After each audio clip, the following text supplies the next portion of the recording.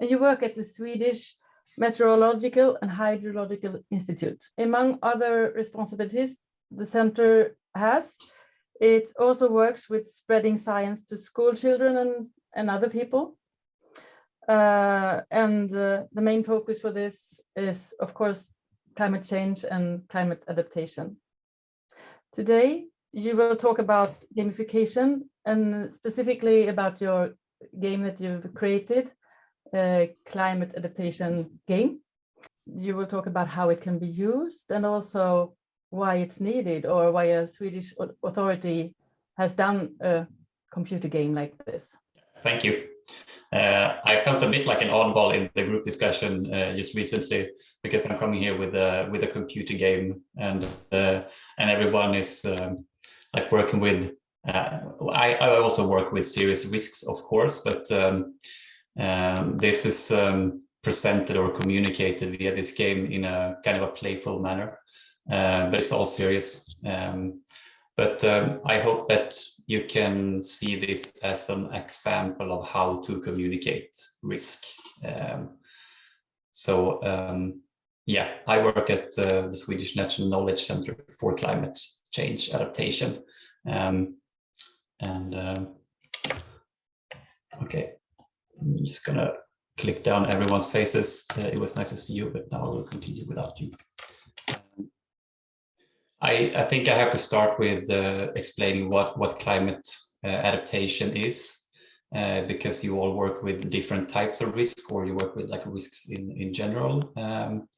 At least that's the view that I got from the group discussions.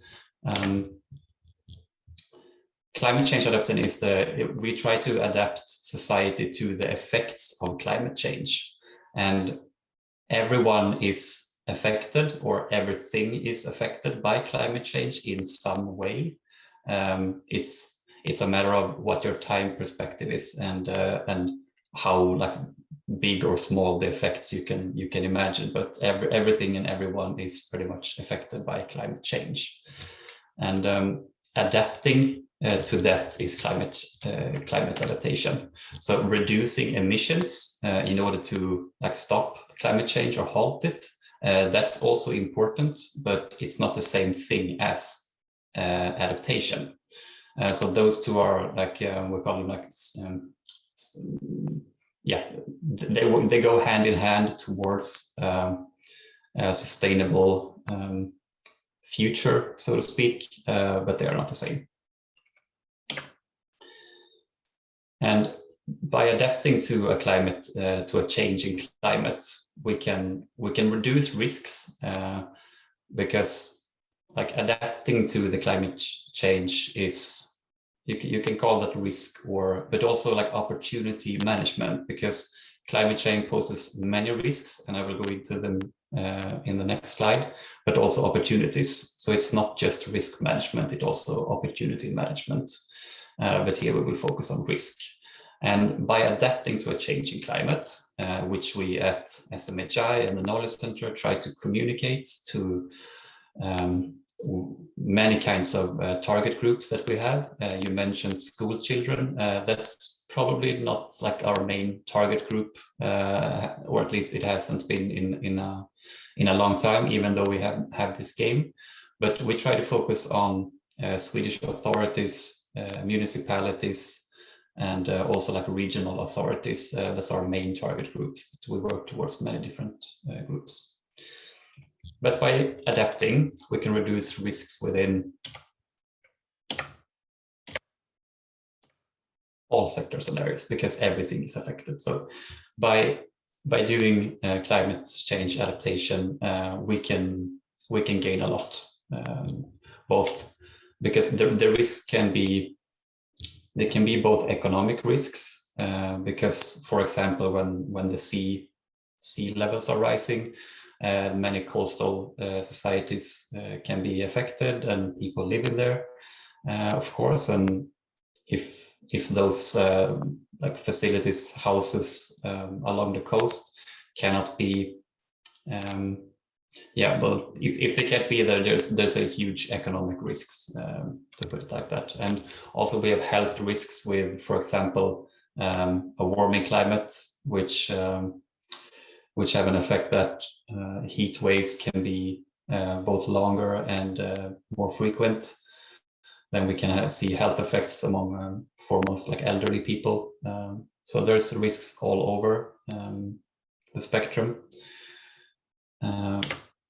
And we don't just reduce them, we can also pretty much take them away if we know, because some of the risks are very long term, because it's some of the climate risks, they work very slowly, such as the sea levels are rising. It doesn't happen in a day or a year. It happens continuously, but it takes a long time for it to have like big implications in some areas. So we do have time. So some of the risk we can probably take away if we put smart investments in and good adaptation measures. And some of the climate risks that I talk about, which is happening due to that the climate is getting warmer, are rising sea levels, like I mentioned. We have more erosion, not just because of the sea levels, but also because like we can have like in both in like lakes and also other type of like in inland waters, we can see erosions when it rains heavily and so on. We can get more floods from heavy rains and rising sea levels. We have warmer and longer heat waves, like I mentioned,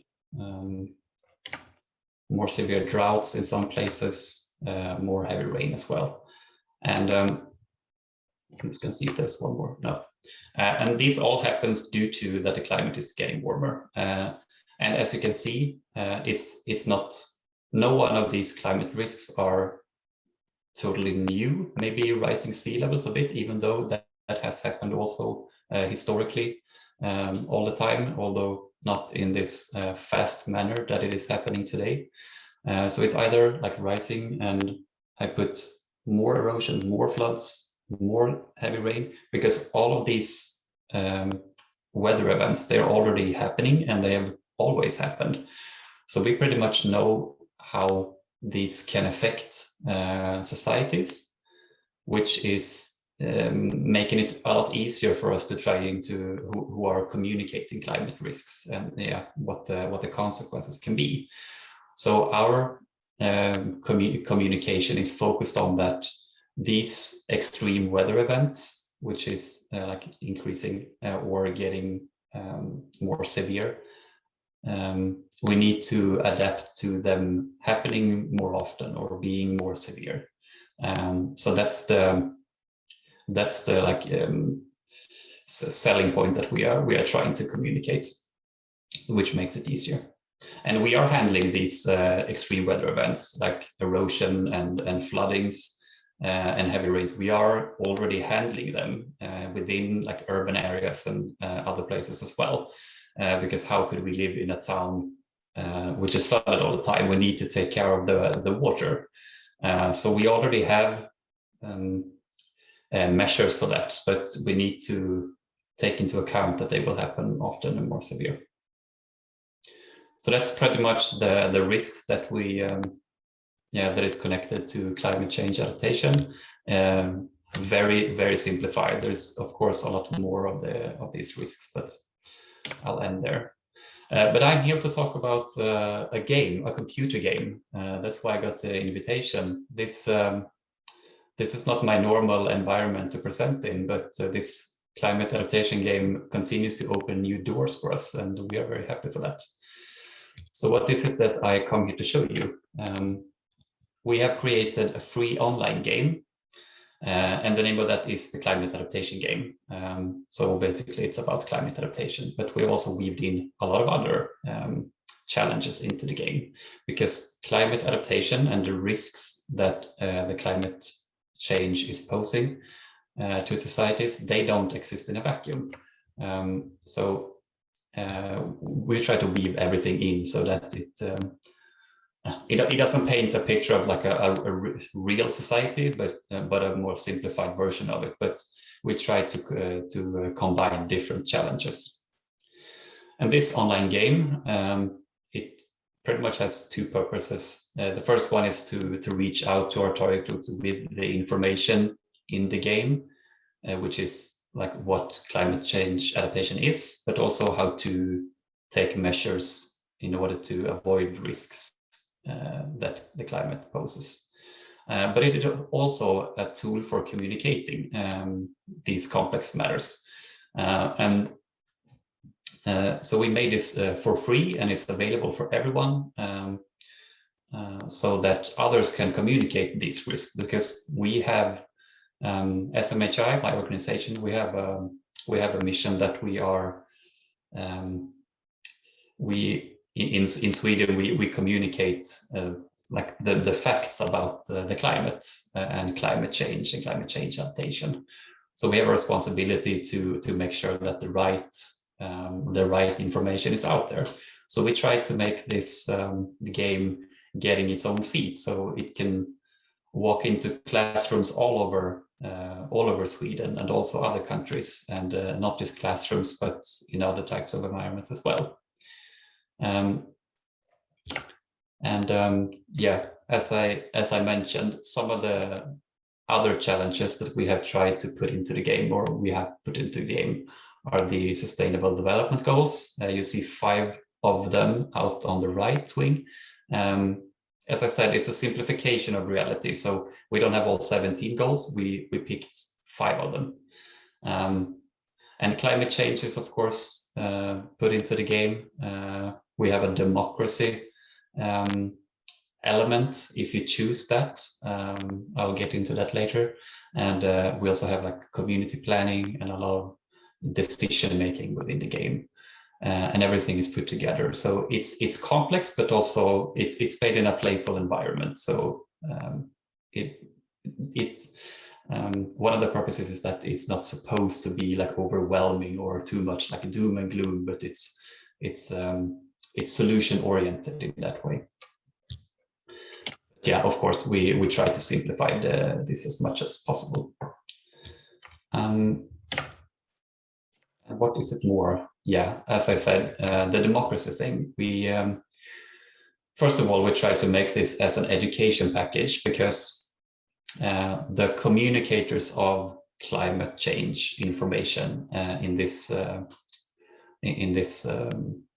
for this game, it's mostly like we put it for teachers, and I'll get into the target group soon, but we thought of teachers and that they need as much help as they can, because climate change is a very complex thing to explain easily if you don't like work with it on a day-to-day basics.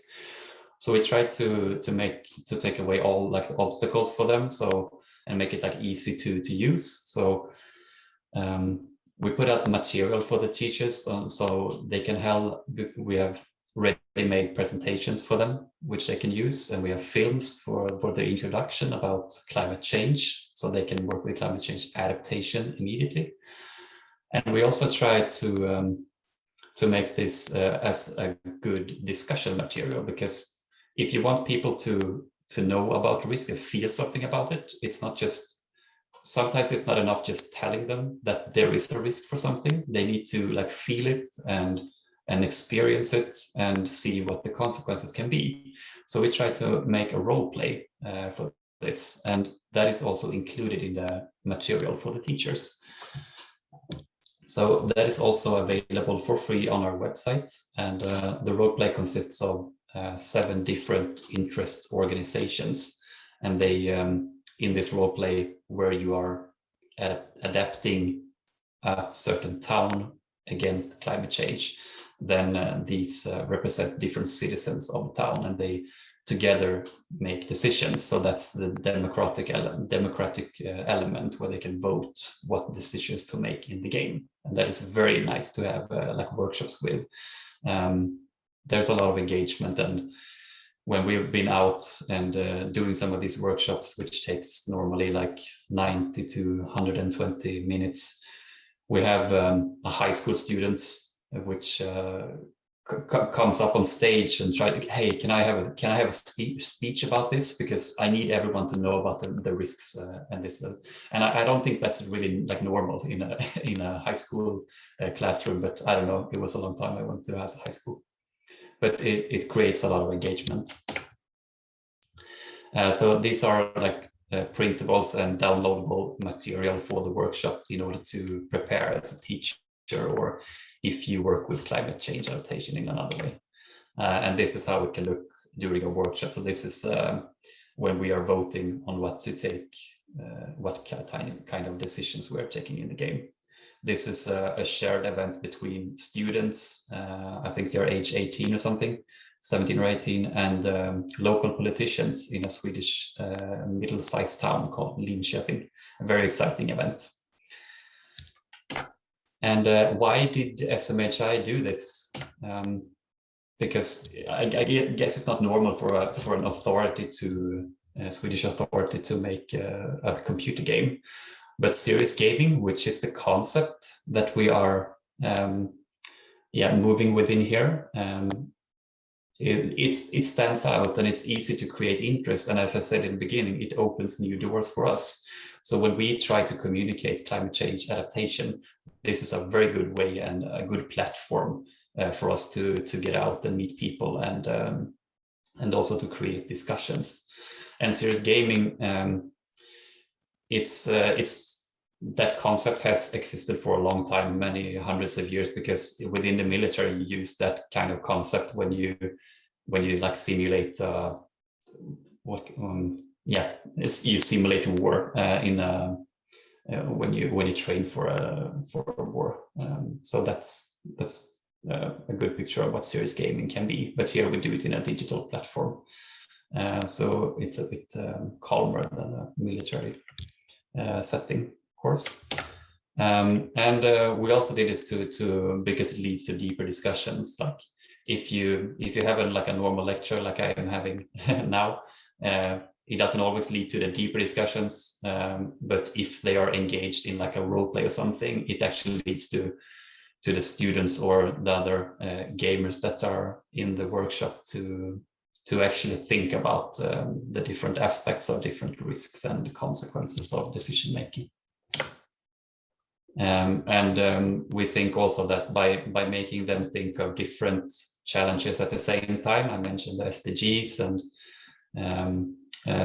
what's it called, community planning and the climate change at the same time, which we think that we are enhancing the students' analytical abilities. And we also say that there's a lot, like some different, I mentioned some of the risks with climate change in the beginning, and not all of them are put into the game. We actually have to choose 3 extreme weathers. Imagine a meteorological and hydrological institute having to choose just 3 weathers to put in such a big project like this. But you'll see them later when I show you the game, what weathers we took. But the risks come from that, and also there are some risks connected to maladaptation. So because in the game, you will take certain adaptation measures, like take decisions about that. And you will also see that you will get a direct feedback on what type of consequences your adaptation measures have for the city. So if you adapt your city in like the wrong way, there is a risk connected to that as well. And we call that maladaptation. So that's something that you learn about in the game as well. And I talked a bit about climate scenarios. We use climate modeling at SMHI and worldwide to get climate scenarios. And climate modeling just received a Nobel Prize, and we're happy for that. It's the most important material for making decisions about the future when it comes to climate risks. So it's really important that we use climate scenarios within this game. And you see the time scale, it spans from 2020 until 2100. And during that time, depending on what climate scenario you choose, because that actually is a choice you have in the beginning to choose what climate scenario you want to play in, that decides the difficulty level of this game. And these box charts, it's how we communicate the risks for the different extreme weathers that we put into the game. So in the beginning, when the climate change has not been, it's not too severe in the beginning of the game, you see that the box is not that high. So that means that the risks are less for the different extreme weather. So the different extreme weathers have different color coding in the game. But towards the end of the century, it's the risks are much higher for these extreme weathers to happen. And we used one of our climate modelers, a climate scientist, to help us put in these. So these are actually like the real risks for those types of extreme weathers for Sweden in this climate scenario. So it's an opportunity for us to communicate that in a very simplified manner. Yeah, we are really happy for that. That's pretty much the main show of the game. And who did we make this for? Primary target groups were students aged 16 to 19, so basically high school students, and their teachers. As I mentioned, it's two different ways to see this game. We have secondary target groups, that's climate adaptation professionals. There's a lot of like municipalities in Sweden that have used this game in order to start up the work with climate adaptation, in order to like communicate the risks and see the consequences and everything to their group, which is just starting up working. We have spoken to like scientists within both climate and communication, and now a lot of scientists within risk. And we also played with politicians. And we received a lot of international interest for this game as well, which is interesting. We have played this game with people in Mozambique and Ethiopia, and we have heard that Met Office, which is SMHI's counterpart in the UK, they use this in an internal climate education for their employees. And I'll just, because now I've had this boring presentation, I'll just show you the game now before I go to my last slide, which contains like my main learnings from working with this game. So I hope you can see my screen still, but this is the landing site for the climate adaptation game at smhi.se. And here you recognize the workshop material that I showed you. This is the link. Yeah. Pontus, we still see your presentation. Oh, so okay. Maybe I can share again. I stop share and then I'll try again.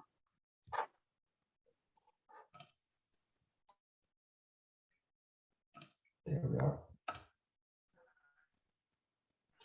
Yes, now we see the website. All right, thank you. So this is the website in which the game lives. So here you get the workshop material, all available for free for everyone to use. And this is the link to the game. Here's some science, here's some research that Linköping University did on the game and how to communicate about it. So it's focused on serious gaming. We got some videos here, like films on about climate change and all that. And we also have contact if people have feedback about anything in the game. But if I move into the game here, first off, when you start the game, I told you about the difficulty levels. So these are the different climate scenarios. So I normally go with medium when I communicate this, because if we choose hard, it's a bit too much doom and gloom. So it's also important to be like solution oriented. And if we pick the hard difficulty level with RCP 8.5, which is like a high emission climate scenario, then most often we don't have much money in the end to do adaptation measures, and then it can be a bit like moody during the workshops. So we always do the medium when we do workshops.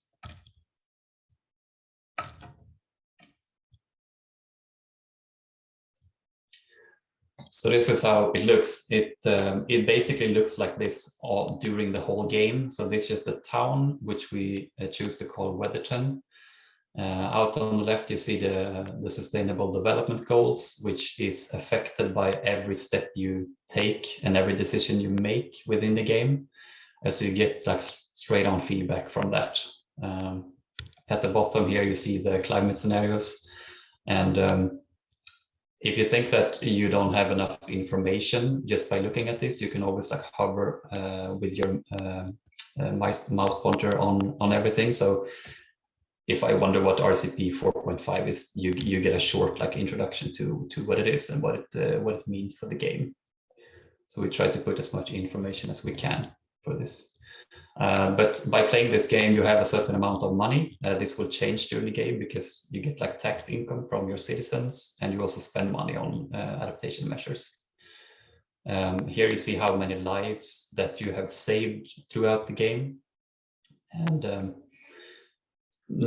it's people that or like it's lives that are in danger due to extreme weather that we count here. So it's not like the all in all deaths or all people living. So it's a very simplified way of saying that some people that may belong to a risk group might be extra sensitive to heat, and if there is a heat wave in Weatherton, then some of their lives might be in danger, and by making adaptation measures we can actually save some of these lives.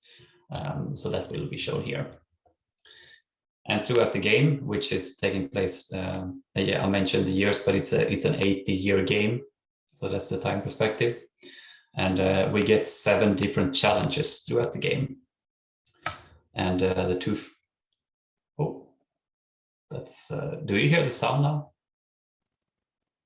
Okay, that was just in my headphones. No, we don't hear sound. Okay, good. A bit distracting. Yeah, we actually put in like a voice that reads all the information in the game as well. But this is like the first mission. It says here that the past few years have seen longer periods of drought causing significant harvest losses. Do you want to implement any of the following measures? So in every challenge, you get 4 different alternatives on what to do. So that's different climate change adaptation measures, or you can also choose to do nothing. And before you make this these choices, you also get different information about like why you should take this measure or why you should not take this measure. So you're pretty well informed if you read about everything, and you also get information on like how it affects the SDGs, and also what type of like economic risk this extreme weather, which is drought in this case, poses to the town. So if we were hit by a 100-year drought in the next 10 years, then it would cost us 16,000. And remember, our budget from the beginning is only 12,000. So that means we will have like red numbers from the start already. So we try to communicate the risks pretty clearly, and also in a very simplified way, of course.